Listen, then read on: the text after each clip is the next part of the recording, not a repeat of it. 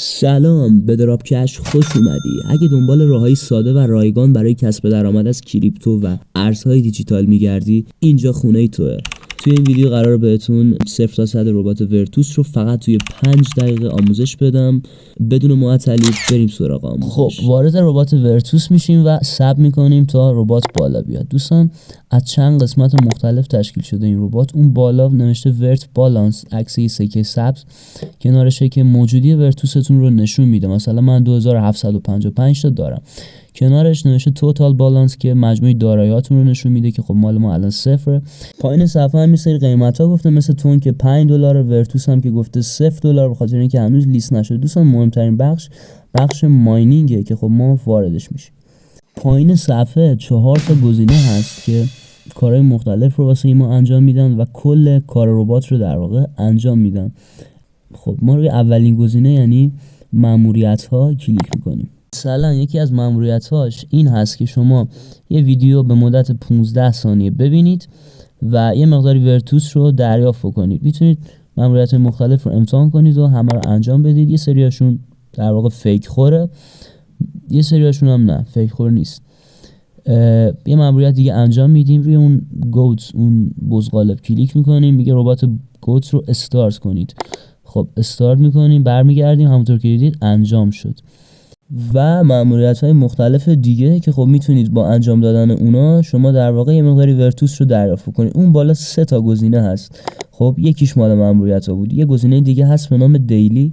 شما الان من وارد شدم. خب اینجا جایزه روزانه رو میتونید دریافت کنید. هر روز میتونید یه مقداری جایزه دریافت کنید. خب برمیگردیم و وارد گزینه آپگرید میشیم، یعنی گزینه دوم. توی گزینه آپگرید دوستان میبینید اون بالا 2 تا بخش هست، یکی آپگرید یکی کاردز. توی آپگرید که کلا 3 تا ساختمونن که اینا رو باید تا لول مکس یعنی لول آخر آپدیت کنید که خب میبینید منم این کارو کردم.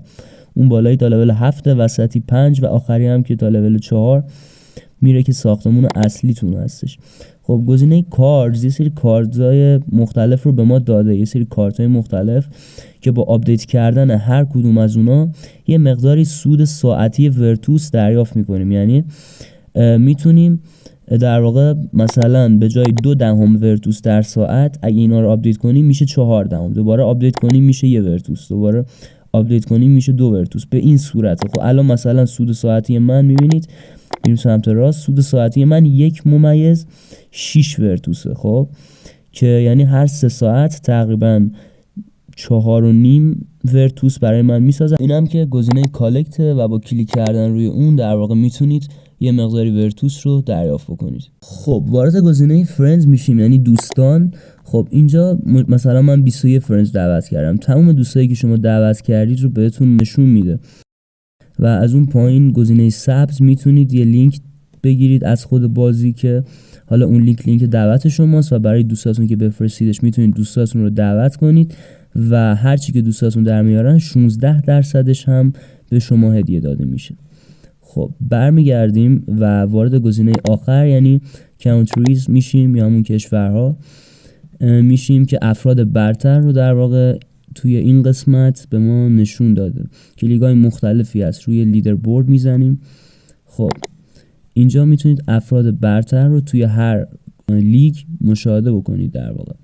لیگ نقره، لیگ طلا، لیگ پلاتینوم که خب میتونید ببینید و لیگ آخرم لیگ الماسه که اگر بیشتر از 2000 تا ورتوس در واقع داشته باشین توی لیگ آخر یا همون لیگ الماس هستین که نفرات برترش رو ما میتونیم مشاهده بکنیم. الان مثلا نفر اول تقریبا 2,300,000 ورتوس داره و افراد مختلف. نفر پنجم تو کل بازی مثلا 500,000 تقریبا 580,000 ورتوس داره که خب اینا حالا لیدر بوردها یا همون نفرات برتر هستن. خب برمیگردیم به ربات تا مهمترین بخش ورتوس یعنی تسک روزانه رو هم بهتون معرفی کنم و کار رو تموم کنیم. دوستان اینجا 4 تا خونه هست که باید به ترتیب بچینیمشون، هر روز جایگاهشون تغییر میکنه که خب حالا خیلی میپرسن چطور ما اینو پیدا کنیم، یعنی ترتیبشون رو چطور پیدا کنیم. خب وارد تلگرام میشیم، توی گزینه سرچ اون بالا میتونیم بنویسیم کد ورتوس در واقع. خب کانال‌های مختلفی میاد، هر کدومش رو که میدونید انتخاب کنید، واردش بشید و اونجا میتونید کدش رو در واقع مشاهده بکنید. خب الان مثلا اینجا نوشته اول کدوم رو انتخاب بکنید، شماره 2، شماره 3 و 4. وارد ورتوس میشیم و دقیقا همون رو انتخاب میکنیم و امتیازش رو میگیریم. همونطور که دیدید من 20 تا تقریبا 16 تا ورتوس با همین حرکت تونستم در واقع جمع آوری کنم. این تسک روزانه است و هر روز میتونید اون رو انجام بدید. خب این هم از ویدیو. امیدوارم از این ویدیو نهایت استفاده رو برده باشید.